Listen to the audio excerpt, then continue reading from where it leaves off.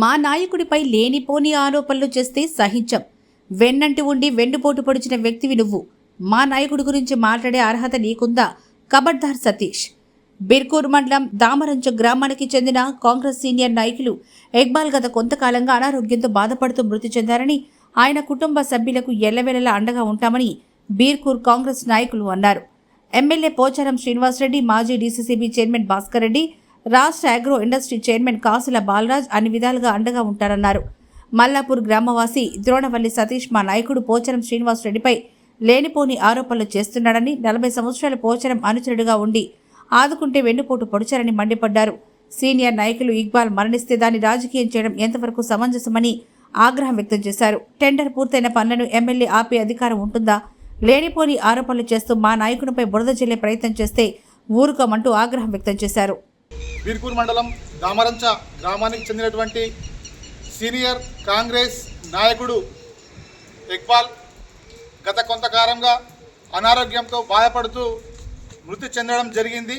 మరి ఆయన కుటుంబానికి ప్రగాఢ సానుభూతిని తెలియజేస్తూ ఆయన కుటుంబానికి అన్ని విధాలుగా మా నాయకుడు తెలంగాణ రాష్ట్ర వ్యవసాయ శాఖ సలహాదారుడు పోచారం శ్రీనివాసరెడ్డి గారు అన్ని విధాలుగా అండగా ఉంటాడని, అదేవిధంగా తెలంగాణ రాష్ట్ర ఆగ్రో ఇండస్ట్రీస్ చైర్మన్ అన్న కాసుల బాలరాజు గారు మరియు బాన్స్వాడ భవిష్యత్తు నాయకుడు అన్న మాజీ ఎన్డీసీసీబీ చైర్మన్ అన్న పోచారం భాస్కర్ రెడ్డి గారు కూడా, అదేవిధంగా బీర్కూర్ మండలంలో ఉన్నటువంటి నాయకులు అందరం కూడా ఆ కుటుంబానికి అండగా ఉండి తప్పకుండా ఆ కుటుంబానికి న్యాయం చేస్తామని చెప్తా ఉన్నాం. అయితే ఏ విధంగా అయితే ఆ కుటుంబానికి న్యాయంగా ఉంటామని చెప్తున్నామో అదేవిధంగా గత 40 సంవత్సరాలుగా పోచారం శ్రీనివాసరెడ్డి గారి కుటుంబం నీకు ఏదైతే నిన్న ఆరోపణలు చేసినావో ఆ వ్యక్తి మల్లాపూర్ గ్రామానికి చెందినటువంటి వ్యక్తి ద్రోణవల్లి సతీష్ అనే వ్యక్తి నిన్న ఏవైతే పోచారం శ్రీనివాసరెడ్డి గారి మీద ఆరోపణలు చేసినావో అంత పెద్ద నాయకుడు, అంత పెద్దటి వ్యక్తి నీ కుటుంబానికి నీకు గత 4 దశాబ్దాల కాలంగా అండగా ఉంటూ నిన్ను అన్ని విధాలుగా ఆదుకుంటూ నిన్ను అన్ని రంగాల్లో ముందుకు తీసుకెళ్తే ఈరోజు తల్లి పాలు తాగి రొమ్ము గుద్దినట్టుగా మరి ఆయనకు వెన్నుపోటు పొడుస్తూ ఈరోజు ఆయన మీద నువ్వు అసభ్యకరమైనటువంటి మాటలు, అసాధారణ రీతిలో అసత్యమైనటువంటి మాటలు, సత్యదూరమైనటువంటి మాటలు నువ్వు మాట్లాడుతూ ఉన్నావు. మరి ఇక్బాల్ గారు మరణిస్తే ఆ మరణానికి ప్రగాఢ సానుభూతిని తెలియజేస్తూ నువ్వు అక్కడికి వెళ్ళి ఆ కుటుంబానికి న్యాయం జరిగే విధంగా చూడాలి, కానీ దానికి రాజకీయ రంగును పులిమి ఆ మరణానికి కారణం ఈరోజు పోచారం శ్రీనివాసరెడ్డి గారు అని చెప్పి నువ్వు నిజామాబాద్ కలెక్టరేట్ దగ్గరికి పోయి ఆ కలెక్టర్ దగ్గర పచ్చి అబద్ధాలు బుట్టాచోరు మాటలు నువ్వు ఇలా మాట్లాడుతూ ఉన్నావు. మరి అటువంటి మాటలు సరికాదు అని చెప్పి మేము తెలియజేస్తూ ఉన్నాం. తప్పకుండా ఏవైతే నువ్వు చేసినటువంటి వ్యాఖ్యలను పూర్తిగా ఖండిస్తూ ఉన్నాం. ఏవైతే నువ్వు మాటలు మాట్లాడినావో ఆ మాటల్ని తప్పకుండా నువ్వు వెనక్కి తీసుకోవాల్సిందిగా మేము హెచ్చరిస్తూ ఉన్నాం. మరి నువ్వు మాట్లాడుతూ ఉన్నావు నిన్న టెండర్ అయినటువంటి పనులు ఏవైతే ఉన్నాయో ఆ టెండర్ అయినటువంటి పనులు పూర్తిగా మా నాయకుడు క్యాన్సిల్ చేయించుండని చెప్పి నువ్వు మాట్లాడుతూ ఉన్నావు. నీకు కొంచెమైనా జ్ఞానం ఉందా? నీకు కొంచెమైనా బుద్ధి ఉందా? దాదాపుగా 4 దశాబ్దాలుగా బాన్స్వాడ నియోజకవర్గంలోని బీర్కూర్ మండలంలో ఉన్న పనులన్నీ దాదాపు 70 నుంచి 80% పనులన్నీ కూడా వందలాది కోట్ల రూపాయల పనులు మొత్తం నువ్వే చేసినావు. మరి ఈ 4 దశాబ్దాల కాలంలో టెండర్ అయి క్యాన్సల్ అయినటువంటి వరకు ఏదైనా ఉందా? నువ్వు చూపెట్టగలుగుతావా అని చెప్పి నేను అడుగుతా ఉన్నా. టెండర్ అయినటువంటి పనులు క్యాన్సల్ చేసే అధికారం బాన్స్వాడ శాసనసభ్యుడికి ఉందా అని చెప్పి కూడా మరి నేను అడుగుతా ఉన్నా. నువ్వు మరి అజ్ఞానివా, నువ్వు జ్ఞానివా, నువ్వు నాయకుడివా, నువ్వు ఇక ఇటువంటి లంగ మాటలు మాట్లాడే నువ్వు మరి బుట్టా చోరువా, నువ్వు మంచోనివా, నువ్వు ఎటువంటి వాడువో నీది నువ్వే ఈరోజు తెలుసుకోవాల్సినటువంటి అవసరం ఉందని చెప్పి నేను తెలియజేస్తూ ఉన్నా.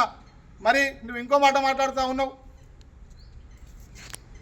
మేము గతంలో బీఆర్ఎస్ పార్టీలో పనిచేసి పోచారం శ్రీనివాసరెడ్డి గారికి మెజార్టీని కట్టబెట్టి ఆ తరువాత ఎంపీ ఎన్నికలలో మేము కాంగ్రెస్ పార్టీకి పోయి ఏనుగుల రవీందర్ రెడ్డి ఆధ్వర్యంలో బాన్స్వాడ నియోజకవర్గంలో 9,000 పైచిలకు మెజార్టీని నేను కట్టబెట్టిన సతీష్ అనే వ్యక్తి కాంగ్రెస్ పార్టీ కట్టబెట్టుండే అని చెప్పి ఈరోజు నువ్వు మాట్లాడుతూ ఉన్నావు కదా.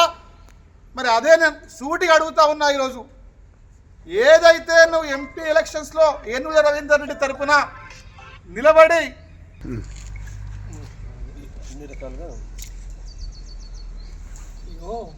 కట్టబెట్టినా నువ్వు చెప్తా ఉన్నావు. ఈరోజు మేము అడుగుతా ఉన్నాం. మరి ఆ రోజు బీఆర్ఎస్ పార్టీలో పోచారం శ్రీనివాసరెడ్డి గారికి అనుచరుడిగా శిష్యుడిగా ఉంటూ బీర్కూర్ మండల కార్యక్రమాలు మొత్తం నువ్వే చేసి బీర్కూర్ గాంధీ చౌక్లో మీటింగ్ పెట్టి మీసం మెలేసినావు, తొడగొట్టి మొత్తం బాన్స్వాడ నియోజకవర్గంలోనే బీర్కూర్ మండల కేంద్రంలో అత్యధిక మెజార్టీ ఇస్తానని చెప్పి నువ్వు ఆనాడు పోచారం శ్రీనివాసరెడ్డి గారికి నువ్వు మాట ఇచ్చినావు. మరి ఎంపీ ఎన్నిక ఆనాడు బీర్కూర్లో 1000 దాదాపు కేవలం బీర్కూర్ మండల కేంద్రంలోనే 1000 పైచిలకు మెజార్టీ ఇస్తా అని చెప్పి ఈరోజు ఆనాడు ఇచ్చిన మాట ఏమైంది? మరి ఎటుపోయింది ఆ 1000 ఓట్ల మెజారిటీ? ఎందుకు 100 ఓట్ల బొక్కబడ్డది బీర్కూర్ కేంద్రంలో అని చెప్పి నేను అడుగుతా ఉన్నా. మరి ఆనాడు 100 ఓట్ల బొక్క పెట్టినోనివి ఈరోజు ఏనుగుల రవీందర్ రెడ్డి దగ్గరికి పోయి నువ్వు 9,000 ఓట్ల మెజారిటీని నువ్వు ఎట్లా కట్టబెట్టినావు అని చెప్పి కూడా ఈ సందర్భంగా ఉన్నావు. మరి ఆనాడు టీడీపీలో ఉన్నాడు, తర్వాత టీఆర్ఎస్లోకి పోయిండు, మళ్ళీ కాంగ్రెస్లోకి వచ్చిండని చెప్పి నువ్వు మాట్లాడుతూ ఉన్నావు మా నాయకుడిని. మరి నేను అడుగుతా ఉన్నా, నువ్వు కూడా టీడీపీలో ఉన్నావు, టీఆర్ఎస్ పార్టీలో ఉన్నావు, ఈరోజు నువ్వు కూడా కాంగ్రెస్ పార్టీలోకి పోతావు, రేపు ఇంకా ఏ పార్టీలోకి పోతావు? అసలు విషయం ఏంటంటే కొంతకాలం క్రితం దాదాపు ఒక వారం రోజుల కింద బీర్కూర్ మండల కేంద్రంలో ఒక ఇంట్లో నువ్వు మీటింగ్ పెట్టి నీ అనుచరుడు చేత ఇల్లు తింపి బీర్కూర్ మండల కేంద్రంలో నేను బీఆర్ఎస్ పార్టీలోకి పోతున్నా, నువ్వు వస్తావా అని చెప్పి ఇంటింటికి మీ అనుచరులు పంపించి అడిగిపించినావు. మరి ఎంతమందిని బీఆర్ఎస్ పార్టీలోకి తీసుకుపోయినావు అని చెప్పి నేను అడుగుతా ఉన్నా. నువ్వు కాంగ్రెస్ పార్టీలో ఉంటూ బీఆర్ఎస్ పార్టీలకు పోయే ప్రయత్నం చేస్తూ ఉన్నావు. కాంగ్రెస్ పార్టీకి పూర్తిగా నువ్వు విరుద్ధంగా పనిచేస్తూ ఉన్నావు. కాంగ్రెస్ పార్టీ భావజాలానికి విరుద్ధంగా పనిచేస్తూ ఉన్నావు. గతంలో కొంతమందిని నువ్వు వెన్నుపోటు పడిచినట్టే ఈరోజు మళ్ళీ కాంగ్రెస్ పార్టీలో వచ్చేది కాంగ్రెస్ పార్టీని వెన్నుపోటు పడిచే కార్యక్రమాన్ని ఇవాళ నువ్వు చేస్తూ ఉన్నావు అని చెప్పి కూడా ఈ సందర్భంగా నేను తెలియజేస్తూ ఉన్నా. మరి మా నాయకుడి మీద పిసిసి చీఫ్ గారికి అదేవిధంగా ముఖ్యమంత్రి గారికి నువ్వు అప్పీల్ చేస్తూ ఉన్నావు ఒక మైక్ పట్టుకొని. నీ ఆ స్థాయి నీది పిసిసి చీఫ్ గారికో సీఎం గారికో అప్పీల్ చేసే స్థాయి అనేది అని చెప్పి నేను అడుగుతా ఉన్నా. నిండు సభలో శాసనసభలో నిండు తెలంగాణ రాష్ట్ర ముఖ్యమంత్రి వర్యులు యనుమల రేవంత్ రెడ్డి గారు మీ నాయకుడి మీద ఏనుగుల రవీందర్ రెడ్డి మీద సభ్య సమాజం చూస్తుండగా ఏం మాట్లాడిండో అందరికీ తెలుసు. ఆ మాటలు మళ్ళొకసారి రిపీట్ చేయడం కూడా మాకు ఇష్టం లేదని చెప్పి ఈ సందర్భంగా మేము తెలియజేసుకుంటా ఉన్నాం.